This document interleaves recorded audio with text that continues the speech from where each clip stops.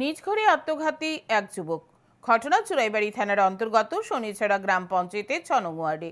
ঘটনার বিবরণে জানা যায়, চুরাইবাড়ি থানার অন্তর্গত শনিছড়া গ্রাম পঞ্চায়েতের ৬ নং ওয়ার্ডের বাসিন্দা হামিদ মিয়ার ছেলে আমিনুল হক বৃহস্পতিবার রাতে পরিবারের সকলের সাথে রাতের খাবার খেয়ে নিজ ঘরে ঘুমিয়ে পড়ে আমিনুল হক শুক্রবার সকালে হামিদ মিয়ার স্ত্রী ছেলেকে ঘুম থেকে ওঠার জন্য ডাকতে গিয়ে দেখতে পান আমিনুল হক নিজ ঘরে আত্মহত্যা করেছে।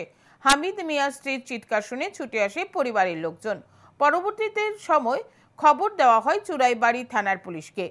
পুলিশ ঘটনাস্থল থেকে মৃতদেহ উদ্ধার করে ময়না তদন্তের জন্য কদমতলা সামাজিক স্বাস্থ্য কেন্দ্রে নিয়ে যায়।